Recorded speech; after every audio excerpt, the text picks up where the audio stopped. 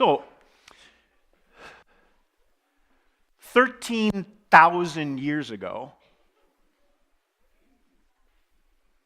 before any of us were born, a young woman, about 15 years old, was looking for food and water in the area that we now know as the Yucatan Peninsula down in Mexico. She found water. Unfortunately, she found it by falling in a hole, falling 100 feet and landing in water, where she died almost immediately. But that's not the end of her story.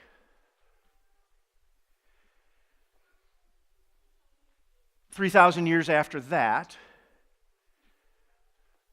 the sea level in that area rose, and these caves and caverns and this labyrinth, if you will, of tunnels filled with water. And one can imagine she would just disappear. Well, 10,000 years after that, only recently, some divers were exploring these caves. And they got to a spot in the caves where all of a sudden the floor just disappeared. The sidewalls disappeared.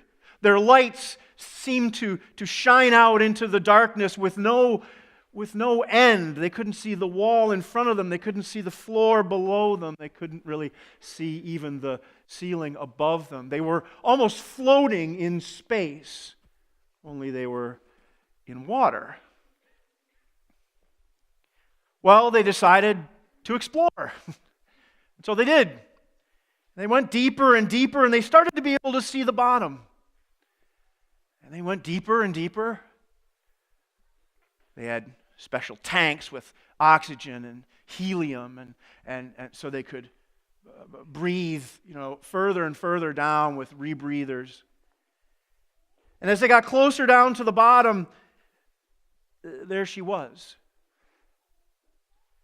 After 13,000 years, there she was, at the bottom of this hole. With her were the bones of many Ice Age and prehistoric animals who had also fallen into the hole and landed on the bottom, just with her. Now, this was a pretty big deal. If you're an anthropologist, an archaeologist, a paleontologist, this is a pretty big deal.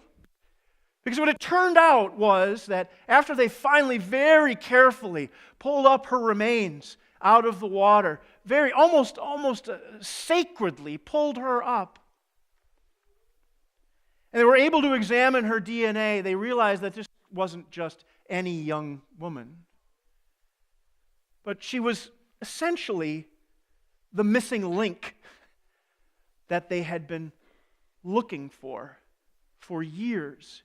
She was the one who helped connect the dots between what we now call Russia and the land bridge and the Americas. She was, at least in this part of the world, our earliest human ancestor. Now that's pretty cool. But here's the part that was, I think, even better. This was a team of Mexican and American divers and scientists, and it was a big group to make this happen. Camera people to document the whole thing. This was a big group. And to a person, when you watched them, I saw this on PBS, by the way. Make sure you support PBS, because it's cool stuff like this. You should have seen their faces. These were lifelong scientists, divers, professional people who take stuff very, very seriously, and they take their work very seriously, and they won't settle for what if. They're going to prove this stuff. to make sure that it's just right, because that's what science does. And to a person, when you looked at their faces, when that 13,000-year-old girl came up out of the water for the first time, it was like a 5-year-old at Christmas. They were so excited. The smiles and the excitement and the awe, they're just looking at what they had discovered and were able to bring up after all these years. It was priceless. We all should have moments like that in our lives. We all should be so lucky as to have something, at least once in our lives, that makes us step back and say, wow. Just like Peter, James, and John.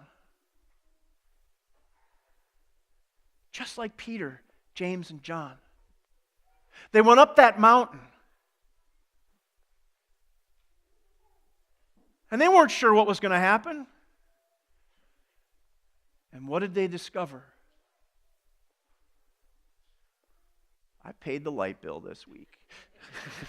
I should say Amber paid the light bill this week, or Gail. But they went up into this darkness, into this cloud. They went up not knowing exactly where Jesus was leading them, but they had seen lots of good stuff that Jesus has done. Healings and multiplications of fish and all sorts of good stuff. So when Jesus said, come on, we're going up the mountain, they went. They went into this darkness. I guess this would be easier at 11 at night as opposed to, in the morning. They didn't know what they would find. But what they found was not a cell phone, but light.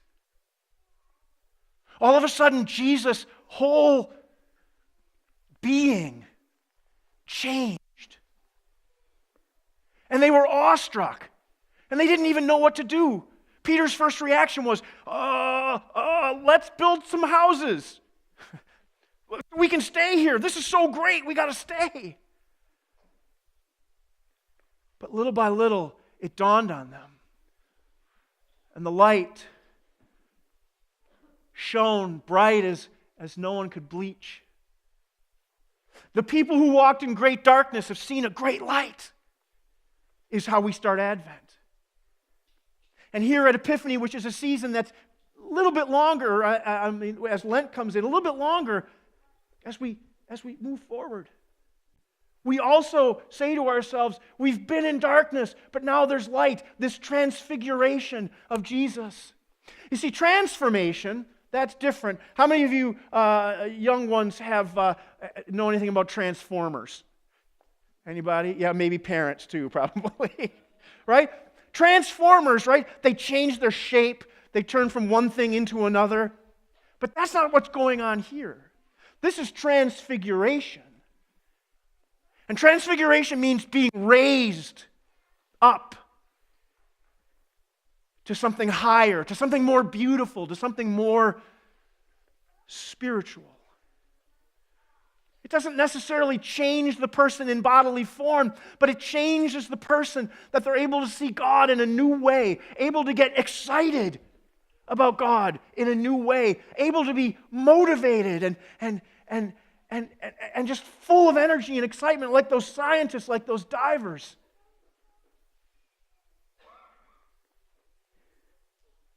That's what we set out to do here at Trinity.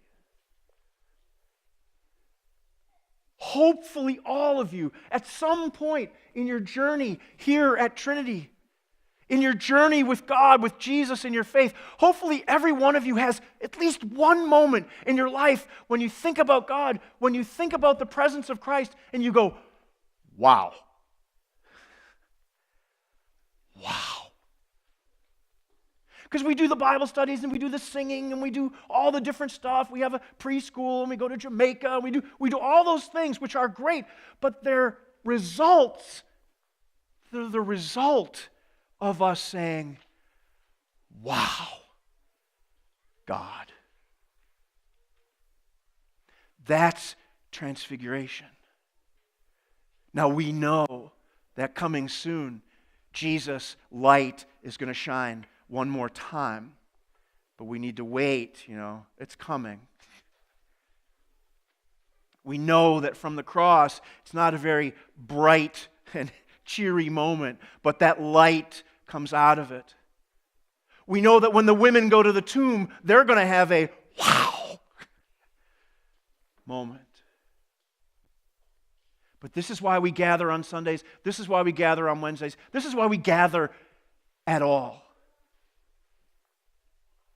So that in light of all the learning that we do and the studying that we do and the fellowship that we do, that at the heart of it might be a sense about Christ and about our faith that every once in a while says, wow.